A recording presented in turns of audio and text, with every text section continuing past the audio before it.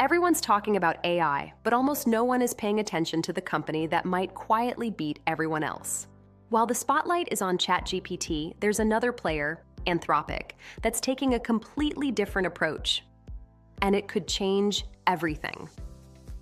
In this video, we're breaking down Anthropic versus the competition, how their models actually compare, why their safety-first strategy is both a strength and a weakness, and whether they have a real shot at dominating the future of AI. Because this isn't just a tech rivalry, it's a battle over how AI will shape the world. So if you want to understand who's really winning the AI race and who will win, keep watching. Today, we're diving into a story about high-stakes politics, national security, and an AI so powerful it forced the White House to do a complete 180. We're talking about a technology that was labeled a security risk one day and an absolute security necessity the next. I mean, talk about whiplash. Just a few weeks ago, the message from the administration about the AI company Anthropic was crystal clear. We will not do business with them again. Fast forward to now, and suddenly, those talks are being called productive. So what on earth could make them change their tune so drastically, so fast? Well, the whole thing seems to have kicked off with a really unexpected meeting. I mean, how does a company go from the government's blacklist straight into the West Wing in just a matter of weeks? So picture this. Anthropic CEO Dario Amodei walks into the White House. And he's not just meeting with anyone, he's sitting down with the Chief of Staff, Susie Wiles, and the Treasury Secretary, Scott Bessent. Now, this was not your average tech company check-in. This was a huge signal that something big was shifting behind the scenes. And to really get how big of a deal this meeting was, we need to rewind a little bit and look at where this whole conflict even started. You see, the previous administration had slapped Anthropic with a supply chain risk designation. Now, that is a heavy label. It's not something you throw around lightly. It's usually saved for foreign adversaries. So, in effect, a major American AI company got put on the government's blacklist. And the speed of this turnaround is just wild. So weeks ago, Anthropic is a risk. Then, a judge steps in and blocks that ban for any civilian agencies. And then, just a little while later, on a Friday, the CEO is meeting with the president's chief of staff. When things move that fast, you know there has to be a pretty powerful reason for it. So what was it? What was driving all this urgency? Well, the reason for this whole political drama can be boiled down to one name: Mythos, a brand new AI model that could do something startling. And here's the craziest part. Anthropic didn't even set out to build a security tool. They didn't train Mythos for this. Its incredible ability to find and even exploit software bugs just emerged. It was basically an unexpected side effect of them just trying to make their AI better at general thinking and coding. So just how good is this thing? Well, during some internal tests, Mythos found a bug in the OpenBSD operating system, a bug that had been sitting there, completely undiscovered, for 27 years. And that's not all. It also pinpointed a really critical flaw in FFmpeg. That's a piece of software that's used in, well, tons of applications.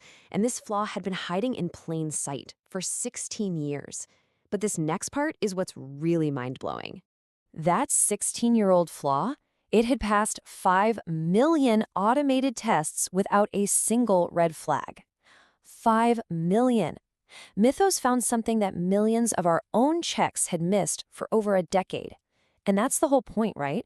This AI can see things that humans and all the tools we've built simply cannot. Now, obviously, a tool this powerful is too dangerous to just release to the public. So Anthropic gave special access to a select group of companies they called Project Glasswing. We're talking the biggest names in tech and finance. The idea was for them to use Mythos to find their own security holes before the bad guys could. And of course, the US government wanted in on that. But this incredible power created a massive problem.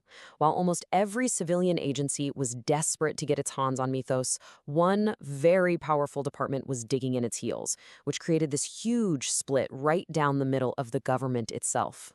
And that brings us right back to that meeting in the West Wing. Its whole purpose was basically damage control.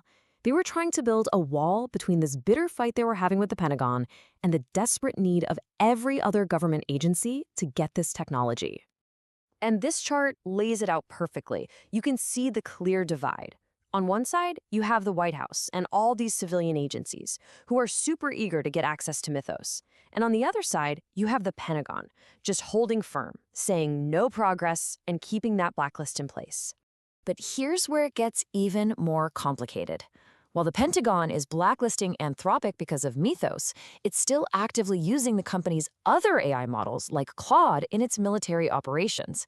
So that suggests this whole fight isn't about the company, it's about the very specific and maybe scary power of Mythos itself. So why were the civilian agencies pushing so hard? Why did the White House have to step in? Because this isn't just some corporate fight. This is about national security. It's about a global AI arms race that the US absolutely cannot afford to fall behind in. And let's be really clear about what's at stake here. We're talking about our most critical infrastructure, everything from the entire US financial system to the national electric grid. These are all vulnerable. Government agencies believe that Mythos is the key to protecting these systems before another country develops a similar tool and decides to use it. Look, you don't have to take my word for it. A source right in the middle of these negotiations put it as bluntly as possible. They said that for the government to not use this tech would be grossly irresponsible. And in their words, it would be a gift to China. That one quote pretty much explains everything. It's why the White House had to get involved. So, in the end, this whole story about Anthropic and Mythos, it leaves us with a much bigger question.